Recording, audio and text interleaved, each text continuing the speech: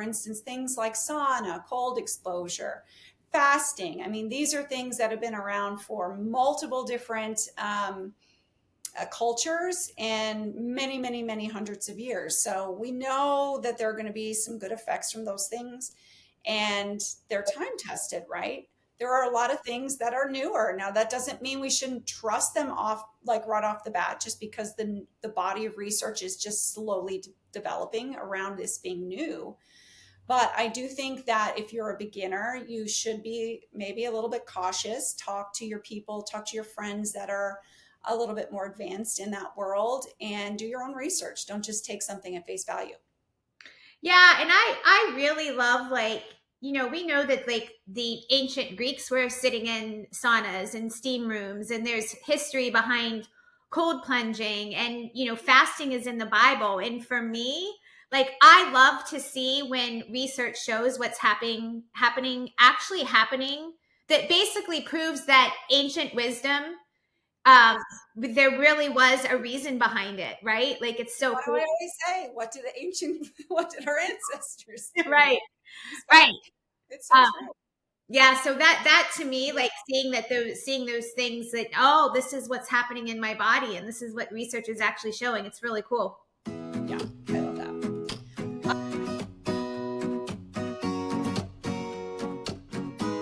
Hello, everybody, and welcome back to another episode of Life After Kids with Doctors Brooke and Lynn. I'm Dr. Brooke.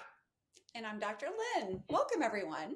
Thank you so much for joining us again today, ladies. I'm going to pass the baton over here to Dr. Lynn in just a second, because she's got a fabulous topic to talk about.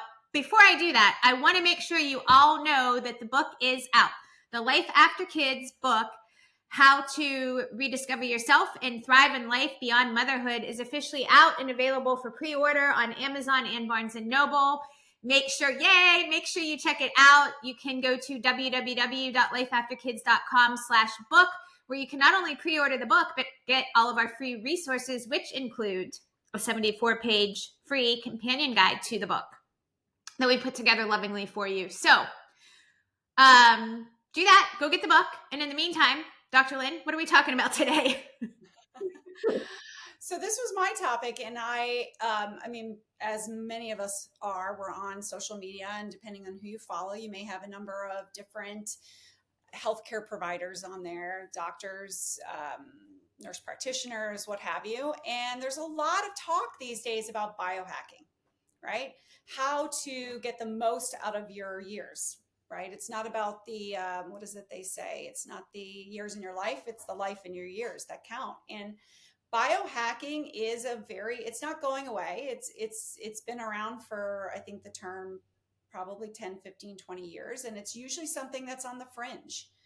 Um, those of us, Dr. Brooke and I, in the profession that we're in, we're hearing a lot about these things that are trending earlier than you guys. But we want to talk about some of those things because we know you're probably curious and you're seeing them on social, but we also want to help you make your own decision tree for when would you try some of these things that you're seeing online, right? When is the juice worth the squeeze? How do you determine what would be safe or right, or what are the criteria that you should be thinking about when deciding if you would apply any of these treatments or supplements or methods, whatever it may be.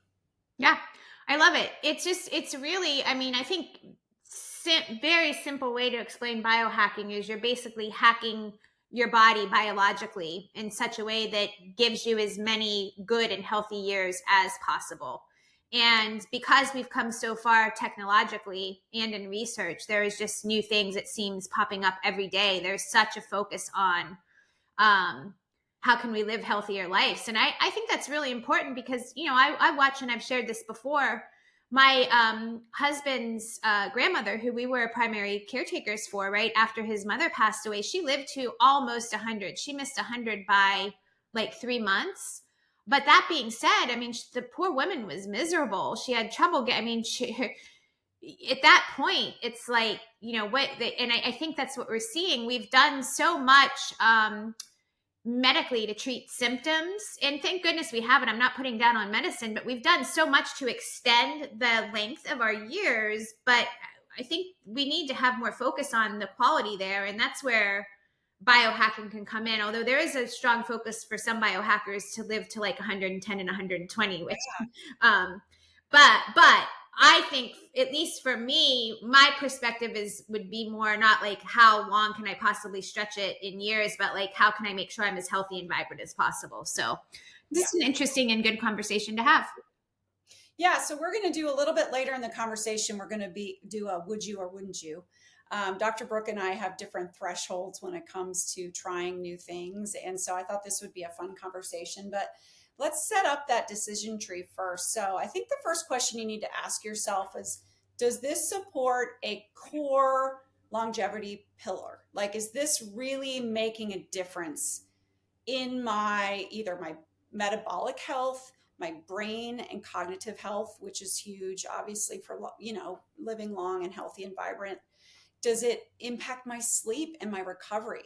Right? It's not all just about cellular sufficiency. It's also you need to be able to recover and detoxify.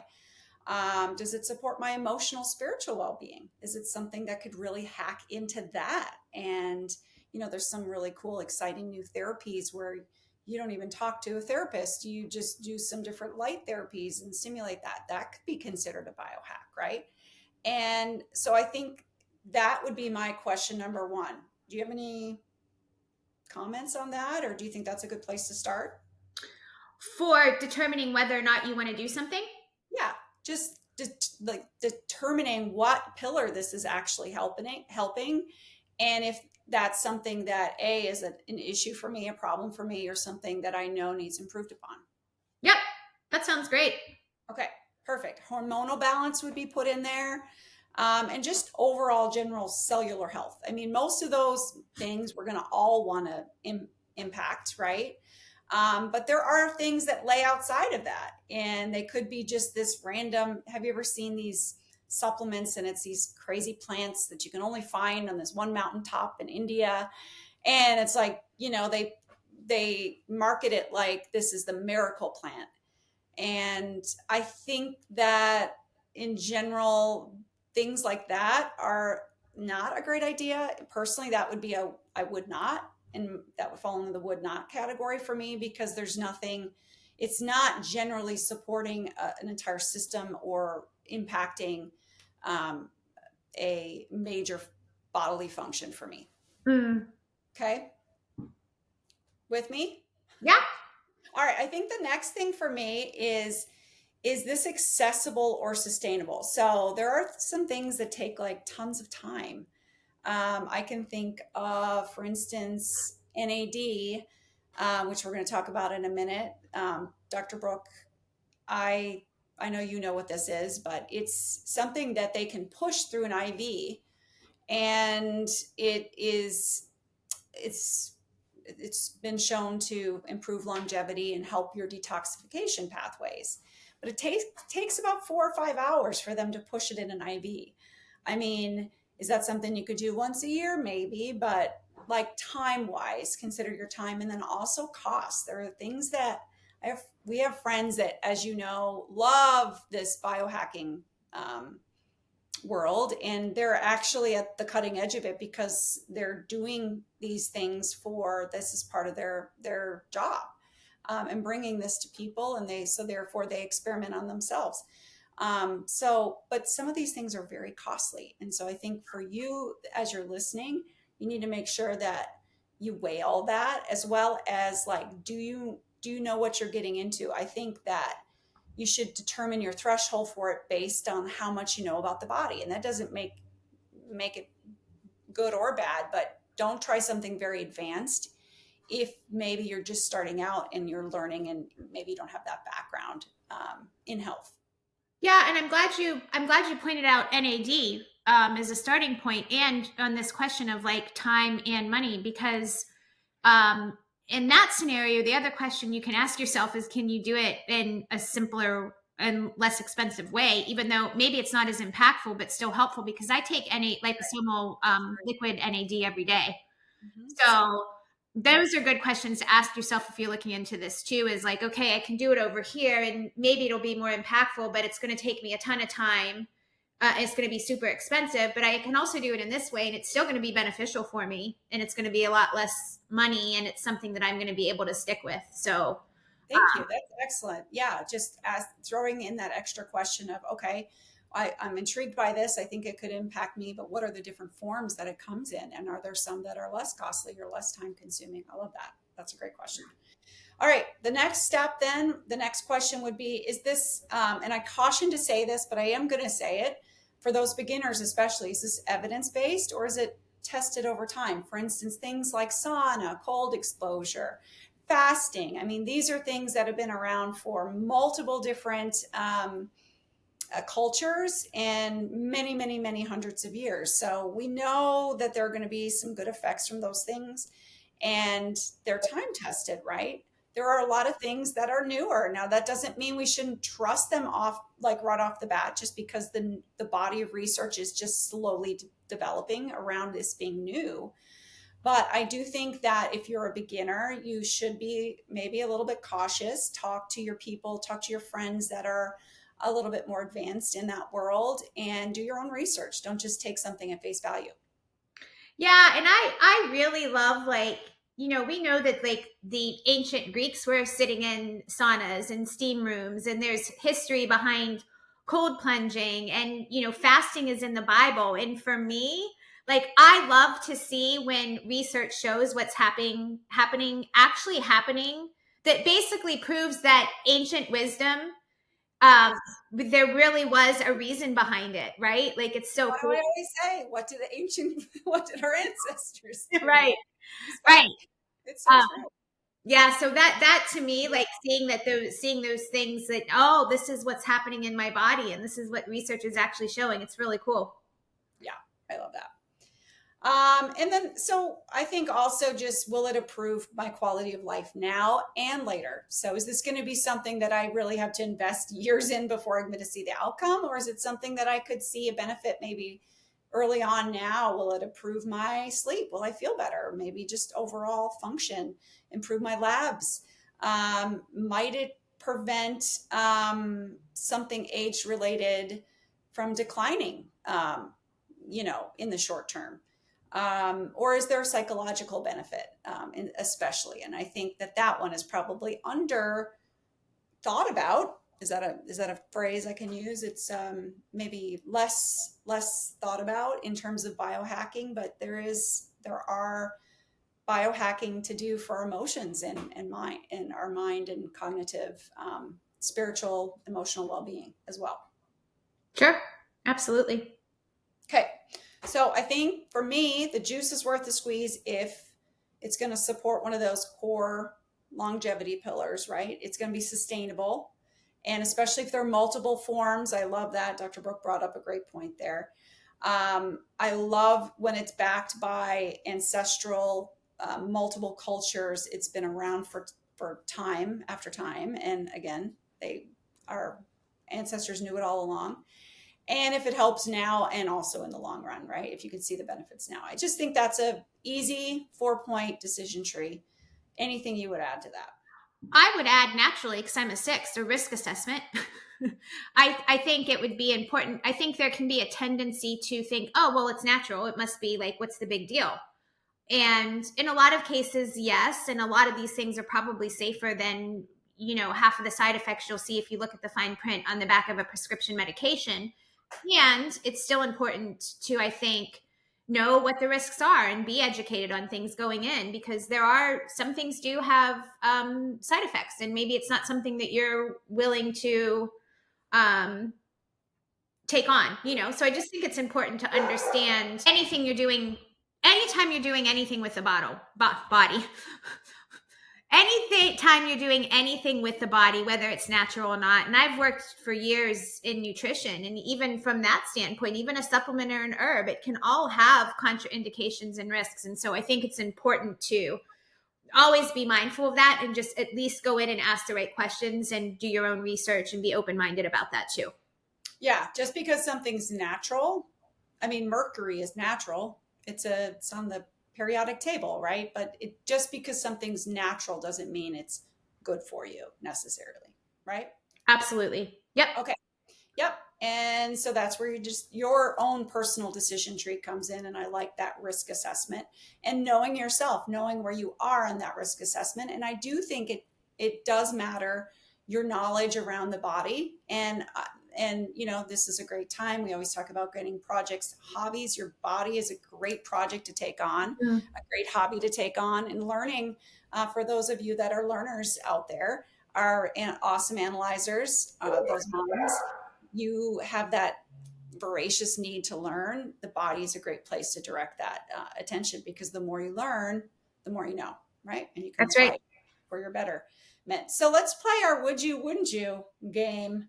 So I've just got a few list of things, and I hope you've got some things too that you've been seeing. One I just want to talk, because I had to call my mom yesterday. She was like a longtime smoker, and she gave up smoking a couple of years, like many years ago now. I think it's like 15 or something. But she still jokes like she just enjoyed it. She just enjoyed smoking. And every now and then she'll just say, "Oh, I'd love to have a cigarette right now." Or she'll wax like poetic about like, waking up in the morning and having coffee and having a cigarette. So a smile on her face, it's just, there's something sweet about it, but yet, like it was awful and disgusting and gross, and, we're so happy she gave it up. But I had to call her yesterday because I keep seeing that things over and over, the power and the in cognitive benefits, so many different things with nicotine. So would you or wouldn't you? I mean, so nicotine's highly addictive. Let me tell you that. I mean, make no mistake.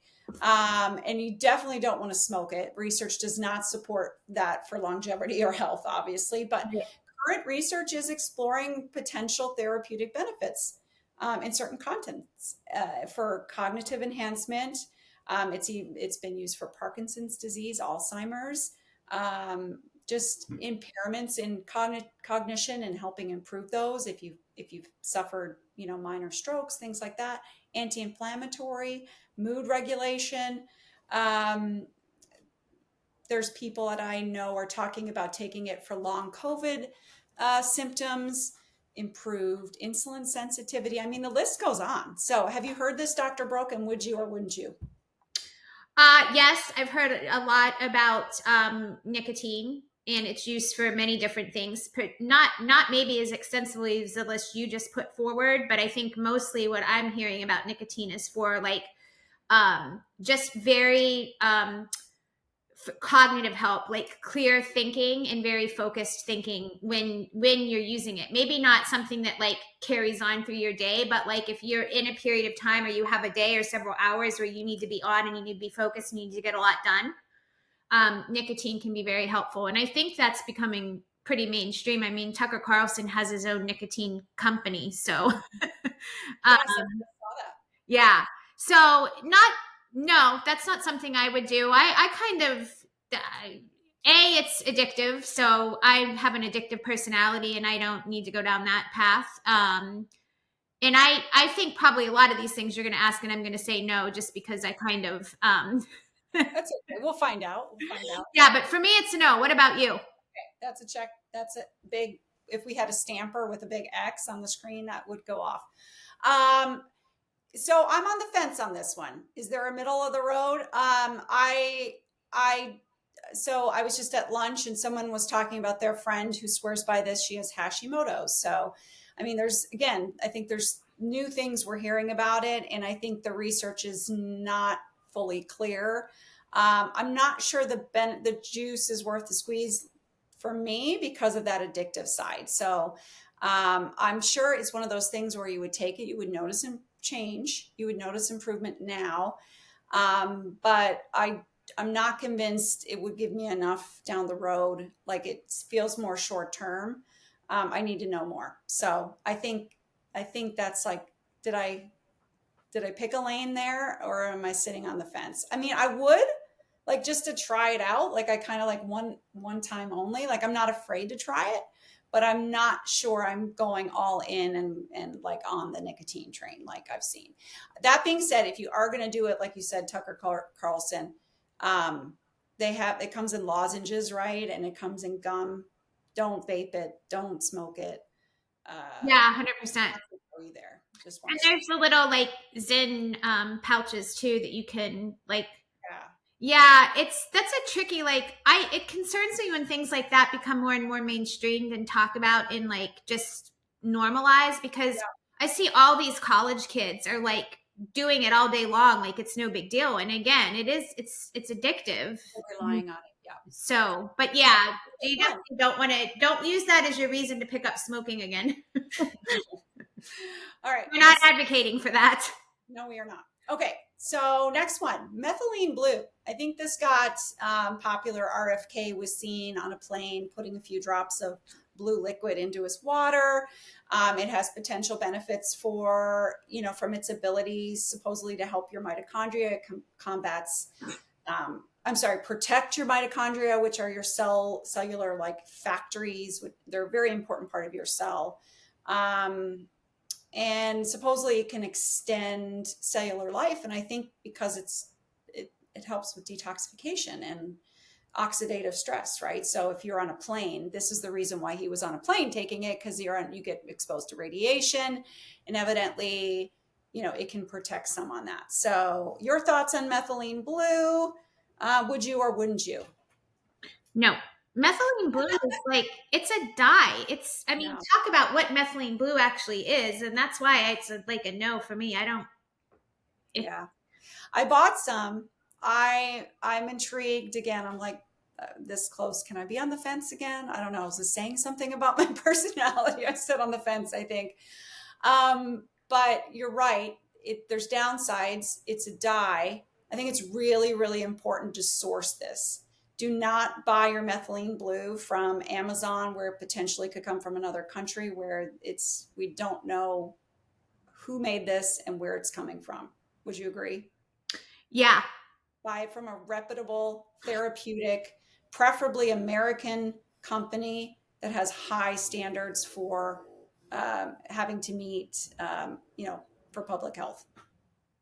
yeah. No, I agree. That's not something. Again, for me, there's a difference between like taking an herbal supplement that's a plant and taking something that's a dye. I mean, yeah, I yes, I agree with you. I think be careful. I think there's a lot of research obviously saying that it does good things, and there's a lot of very reputable and very knowledgeable and wise people that use it as a biohack. But for me, no. Good to know. Yeah. Okay. We just talked about creatine on an earlier episode with its help with muscle building and cognition as well. Is that would you or wouldn't you? Let's mention it again, because it's getting a lot of pub right now. That's something, yes. And I was just saying that I was just researching this over the weekend, and my sons use it. And when they first use it, it's funny how like this script is flipping, because when they first started using it, which was several years ago, I actually had them reach out to your husband because he dabbled with it too. And I was really like hesitant about them using it because I had like concerns about it.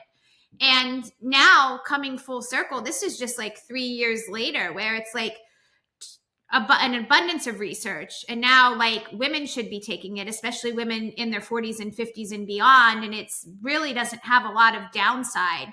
And it's a normal substance. It's actually produced by muscle, and you get it when you eat meat, so it naturally occurs in meat, and this is just taking it in a easier form. It's a Yeah. tasteless powder, right? So to me, I mean, you mentioned on that other on the other episode we did that it can bloat you and it causes your muscles to swell. So I think everything, at least what I know and what I've seen, that is something that I will look into, just because I am very focused on keeping my muscles strong and healthy. Yeah. Okay, so that's check mark for you. I think it's a check mark for me too.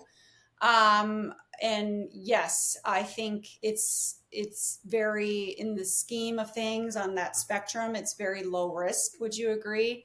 Um, yeah, because it would be similar to taking like an amino acid supplement, or just another precursor. It's a precursor to muscle. So I think it's, yeah, low on the risk scale for me. So, okay. Especially at the right dose. By the way, that's another thing. Sorry to cut you off, but when we're looking at these things, and I think you mentioned it, is like, can it benefit more than one area if we're looking at the whole picture? And that in particular, because there is some evidence that it not only helps with, muscle, but cognitively in your brain, which is just, for me, those are like two of the most important things that I am focused on right now 100%. as I age. So There we go. Maybe we do a whole episode on creatine. Let's get our research going and our yeah. ducks in a row, and maybe come back on that. Okay.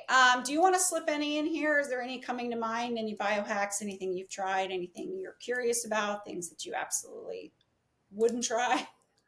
I Going with my list here. I have tried like some of the things that I'll mention. I'll let you keep going because some of mine are probably like, they are biohacks, but they're not as out there as like taking like a methylene blue. But I still think they're important to talk about.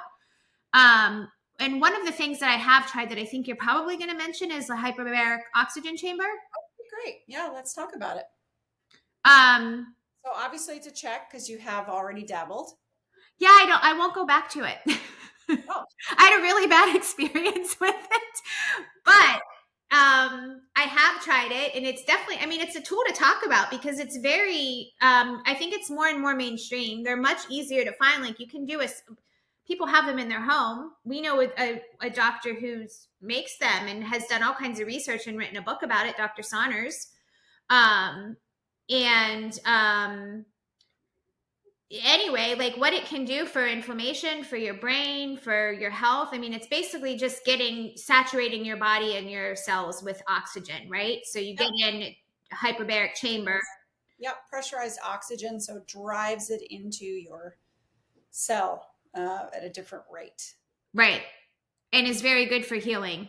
I started doing it. I was working with this is just a couple of years ago. I was working with a naturopath and had some like chronic infections. And so that's why I was doing it. But also very good, I think, for even like telomeres, like helping, it shows like it reduces aging in your body.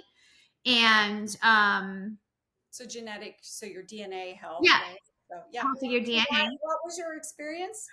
Well, so first of all, you when you go into a hyperbaric oxygen chamber, you get in and it takes a while to get it to the pressure, right? The pressure has to get to a point. And if then you're in there, you can't, like, if you have any type of anxiety and you're in this little like chamber, you can't just get out if you want to, because you have to wait till it repressurizes to get out. So that, and I've talked to other women that have wanted to try it that are anxious and like have issues with anxiety, or like they just can't do it. So know that going in. But for me, the woman who was doing it didn't pressurize. I did it once and it was fine. The second time around, you need to slowly pressurize it, and she pressurized it way too quickly, and I got extreme and severe pain in my left ear.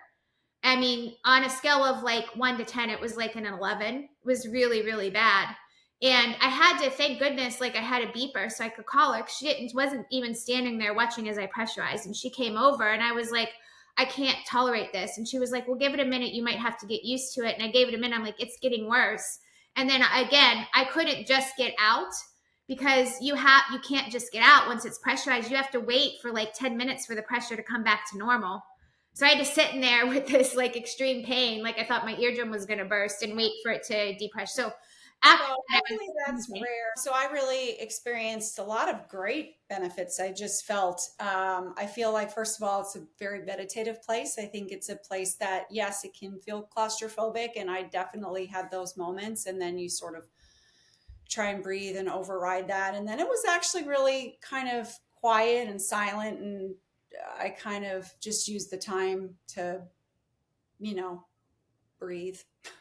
Yeah. But you don't need to go into a hyperbaric chamber for that. But yeah, I felt like I was invigorated. I now, once again, was that psychosomatic? I don't know, but I had done a couple of treatments back to back, not really aiming it at any specific condition. So therefore I couldn't tell you if it was helpful, except to say that I felt like I had increased energy after. And I think, again, on the scale of like, um, except for your experience, I think if you go somewhere that's reputable and, speak with the person beforehand. If you are having some sinus, like if you're just getting over a cold, like it's like picture going up in a plane, right? Because in the plane, they have pressurized air, and that's exactly what it does. It's going to make everything feel very like tight and painful. So maybe stay away from it for that. So, okay. By the way, before you move on, I just want to say one more thing about this. You are right, and they will ask you, like, do you have any sinus pressure? Like, if you have a cold or anything like that, it's not the day for you to go in there because it'll irritate. But my son, I had him do several. He was doing a hyperbaric oxygen chamber regularly for a solid couple months because he had COVID, and he's an athlete, and he just had trouble. He got over it, but he was having like chest pain when he ran and just tightness and shortness of breath. And from his first session, he came out of there like, oh my gosh, I feel like I can open up my whole lungs again. So there is something to be said for it. Don't let I think you're right. I think that what happened with me is probably few and far between, but I would say learn from me and just make sure that you're going somewhere that they know what they're doing and they're super qualified in watching you. Because I've heard, I won't bring it up now, but I've heard some other like very negative stories about it. So just be careful there. Okay. Next on the list, EBU stands for extra. I had to look it up because I forgot the acronym, but extracorporeal blood oxygenation and ozonation. So it's a type of ozone therapy. So ozone is a trivalent oxygen. So again, more oxygen is good. So think about like cancer grows usually in anaerobic environments until it, makes new blood vessels and wants to oxygenate. So, and that's how it moves around your body. So oxygenating your blood can be a form of filtering it, and especially when treating it with the ozone. So I'm not an expert on it. That's just my 2 cents on what it is. Have you heard about it? It's generally, basically, they're going to hook you up to a machine and they're going to take out your blood, filter it through filters, and then pair it with ozone and then put it back in. And I think you take out quite a bit of blood to have it go out and go back in. So it's fairly invasive from the sounds of it. However, it's done in an outpatient setting, and you can usually do it in a non-medical. Usually you're finding this in non-medical, like more med spas or holistic healing type of spas. Would you or wouldn't you? No, I don't want people taking my blood out and then putting it. I like to keep my blood right where it is. That being said, I have done ozone therapy. Just again, there's a case of, we talked about NAD, where there can be different levels of things, probably less expensive and less risk of doing it. You can also do ozone therapy. You can do ozone sauna. So I've done that, and that was super impactful for me. I found you can also do, so where you go into a sauna, that's like you basically go into this hard case, your whole body, your head is out of it. You can't breathe ozone. It's not good for you to breathe it. And then what you do is you start sweating, and they pump the ozone into the chamber that you're sitting in. So as you're sweating, all your pores are opening up and the ozone is going into your system that way. So you're getting a good sweat with the sauna, and you're also getting the ozone. And then they can also they can put ozone like into your ears, which I've had done too. It's just like a little plastic syringe that kind of it'll go into your ear cavity, into your nasal cavity and things like that to clear things out. And I want to say, it's disinfectant, right? I'm sorry? It's a disinfectant. Yeah, exactly.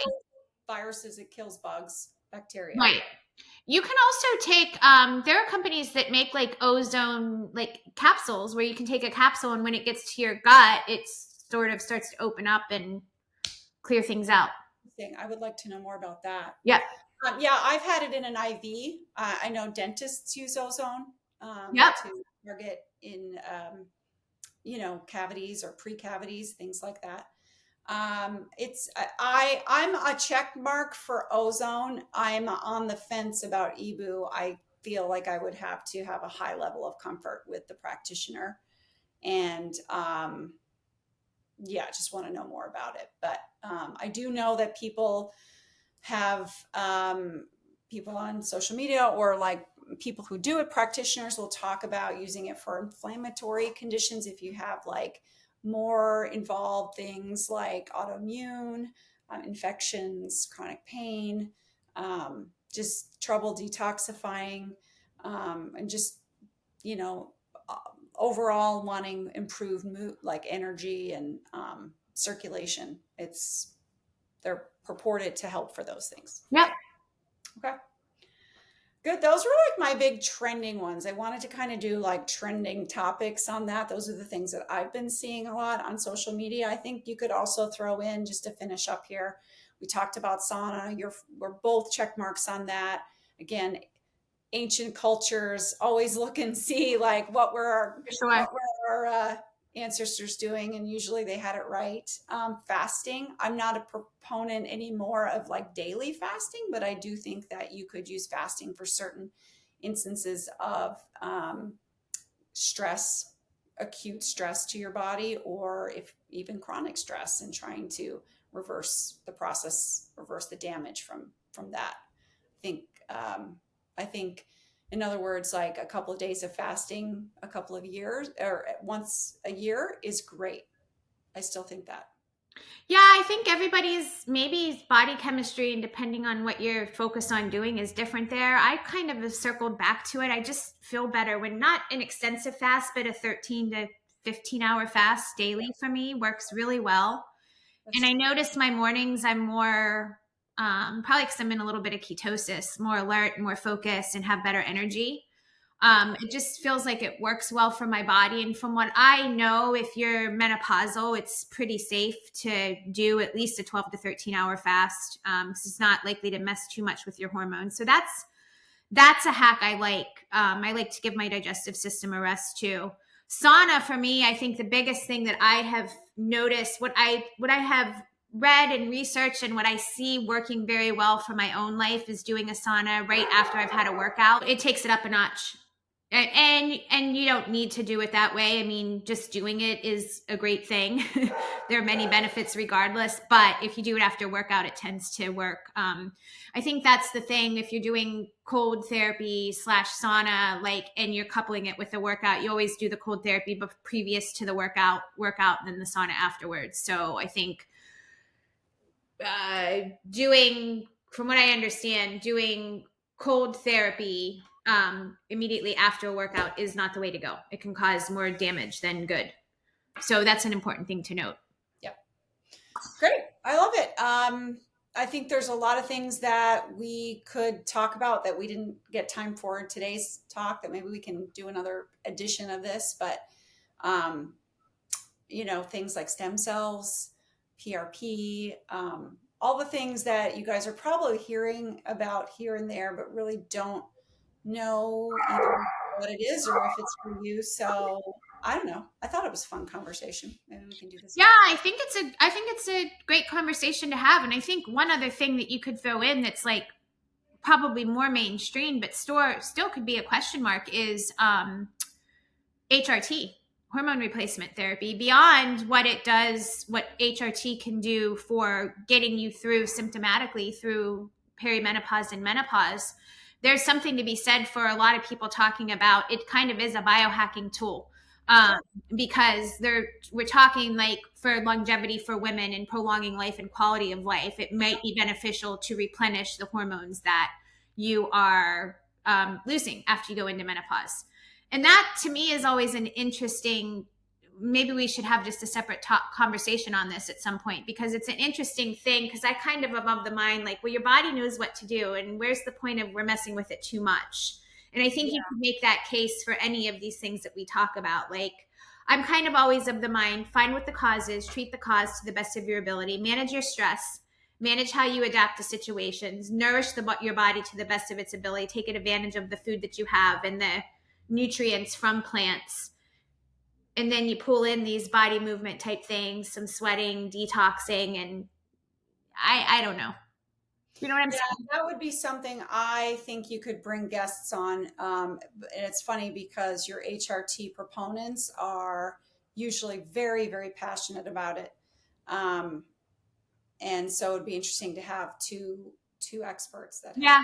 opposing views there. So yeah, let us know if that's something you guys would like. Set that up for you. All right, ladies. Thank you so much for joining us again today for another conversation between Dr. Lynn and I. Make sure you're following us on Instagram, Facebook, TikTok. The website is www.lifeafterkids.com, where you can find all of our free resources and you can pre-order the book, Life After Kids. Thank you so much for joining us, and I hope you have a fabulous week. Bye, everyone. Have a great week.